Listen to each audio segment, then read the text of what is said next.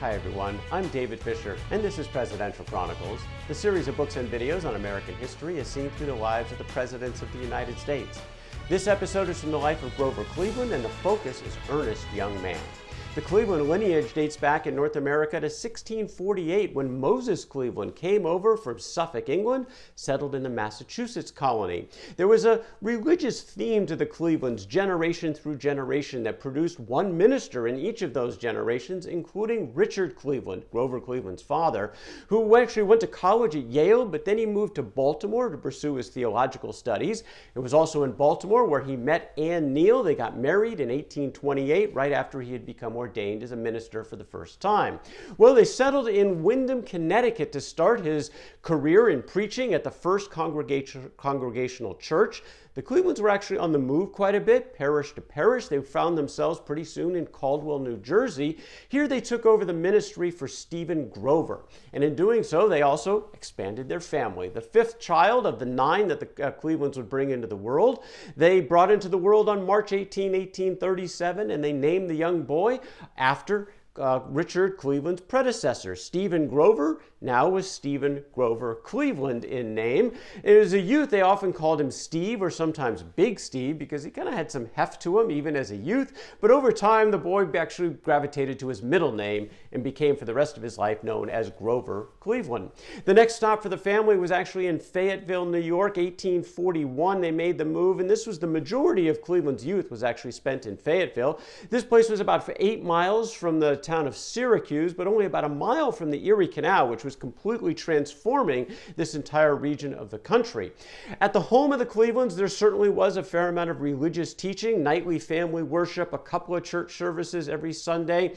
Strong impression on Grover Cleveland on the religious side, but not on the mystical side of the religion, but very much on the moral side of the teachings of religion. According to Cleveland, I have always felt that my training as a minister's son has been more valuable to me as a strengthening influence and as an incentive to be useful than any other incident of my life. Again, it was the sense of right and wrong that came from the moral teachings that had the powerful influence on Cleveland throughout his life, and it had an impact on him and his friends and colleagues. The sort of uncompromising black and white view that Cleveland would bring to the world would certainly endear himself to many, but it would also create enemies in the political world, as we'll see in future episodes. Grover Cleveland was popular as a youth. He had many friends. He enjoyed sports. Fishing in particular would become a lifelong passion, but also sensitive to the fact that the family was always low on funds. There just wasn't a lot of money in the ministry for the Clevelands, so everybody needed to contribute, even odd jobs, a few pennies here and there. Education also very important to the Clevelands, and Grover was enrolled at the Fayetteville Academy, where he worked hard in school, but again, that wasn't enough. The family needed money, so he started working as a clerk in the country store in Fayetteville. In fact, he stayed there in his early teenage years as his parents moved on to other ministries in Clinton, New York, or Holland Patton, and while Grover Cleveland continued to work in that store in Fayetteville. But it was in Holland Patton that actually tragedy struck the family as Richard Cleveland got sick. Acute peritonitis, he would not recover. And for a person in his mid-teens, Grover Cleveland, this was a hard blow. He had admired his father, his teachings, the loving support despite being low on funds. According to Grover Cleveland, it would be impossible to exaggerate the strength of character this revealed from his father. It emphasizes the qualities of pluck and endurance which have made the American people what they are. Well, the death of Richard Cleveland certainly changed the direction or the immediate plans of Grover. College was now out of the picture. He needed to work to be able to provide support to his mother and the rest of his family. And so he actually followed his older brother William to New York City, a big change, where he went to work at the New York Institute for the Blind as a bookkeeper and a part-time teacher. This was a rough transition for Grover Cleveland. He was going to a rough city and a rough job. Horrible conditions at this Institute for the Blind. The superintendent, Colden Cooper, boy, he was cruel to his workers and to his wards. Grover Cleveland didn't care much for him or for this job. He left after just about 1 year.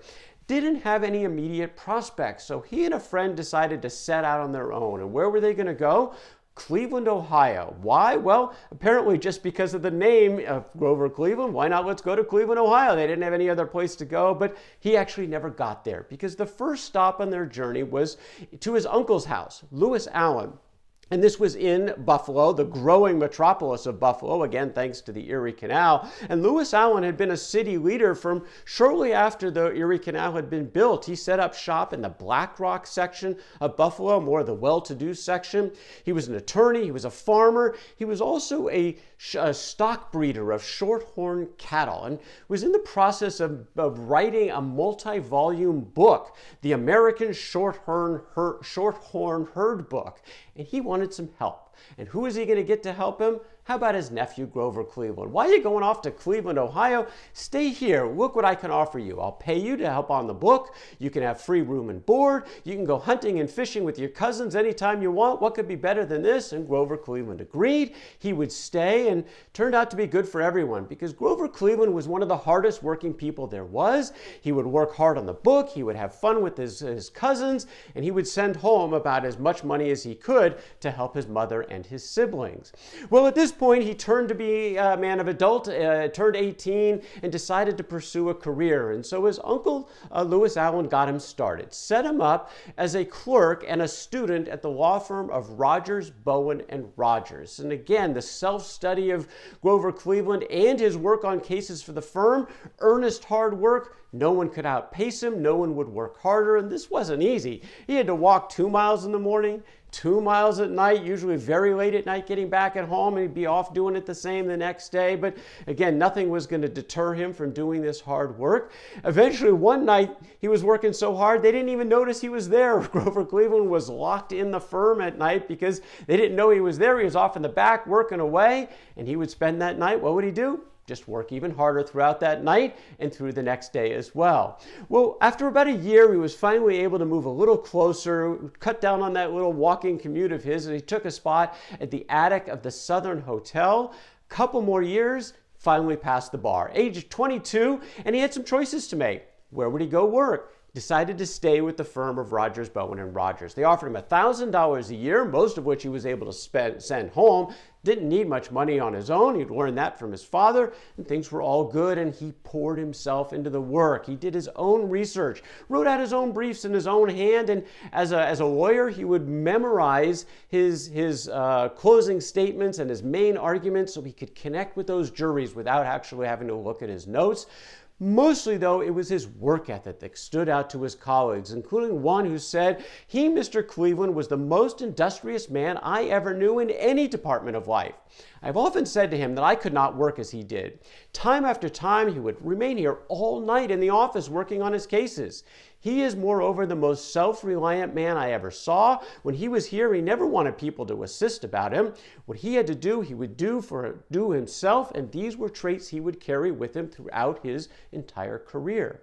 Well, he was also politically aware, and in the middle of the 1850s, politics were crashing on about him. The country was fracturing, focused particularly on the Kansas territory, where after the Kansas-Nebraska Act, people from the North and South racing there to set up a government that would either be pro-slavery, anti-slavery. It was becoming violent. It was called Bleeding Kansas, and people were taking sides throughout the country, including in this area in Buffalo, New York.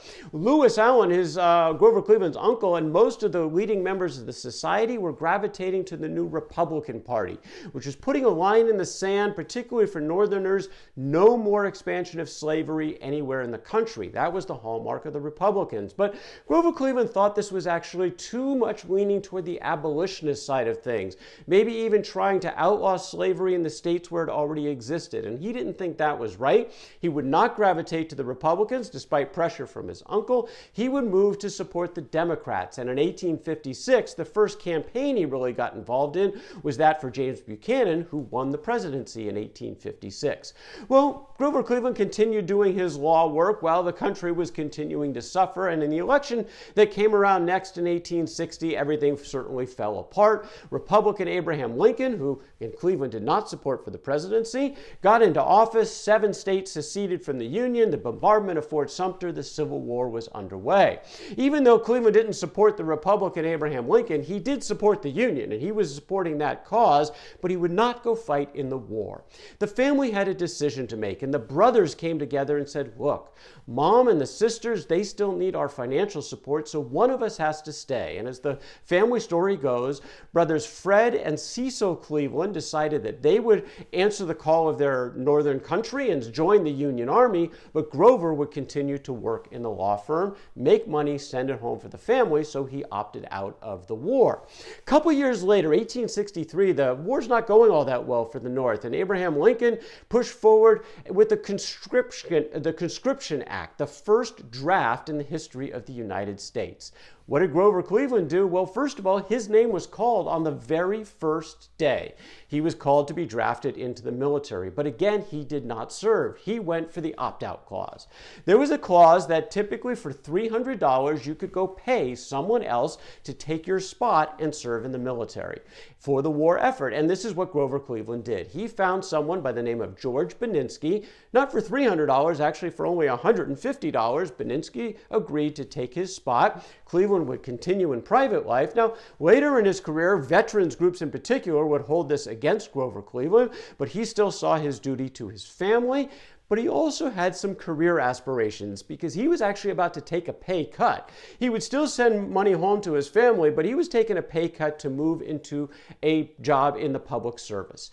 Something that had always interested Grover Cleveland. And Dennis Bowen, one of the law partners, actually convinced him to do this, to leave the firm, take the pay cut, because if he could become the assistant district attorney of Erie County, which was the opportunity in front of him, that would be the kind of thing that could eventually help him get other jobs in the public service down the road.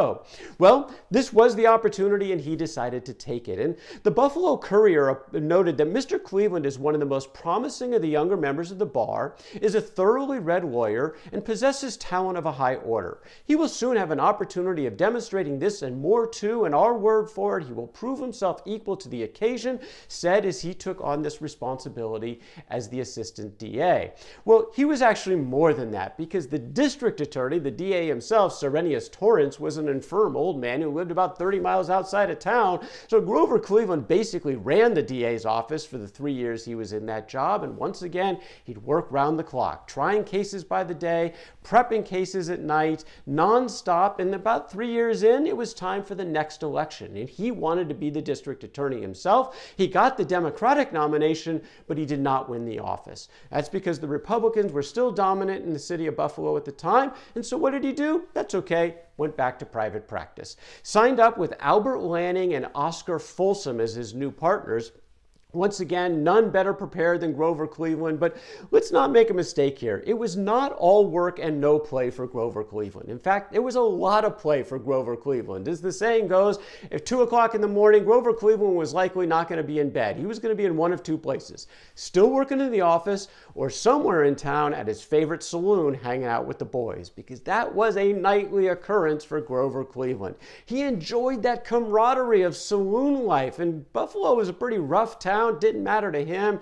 He'd be playing card games, poker and whist and drinking, singing away all night at the saloons. That was part of the fun side of Grover Cleveland. He really liked German food and beer in particular, continued to grow his girth a little bit because of this, but it was not all work and no play. In fact, it was all work and all play for Grover Cleveland as he started considering once again maybe another return to public service. Maybe an opportunity for a new sheriff in town, literally a new sheriff in town, but that's the story for another day. That is Grover Cleveland, an earnest young man from the life of Grover Cleveland. For more Presidential Chronicles, check out my books on Amazon.com and don't forget to subscribe to my YouTube channel. Until next time, I'm David Fisher, and this is Presidential Chronicles.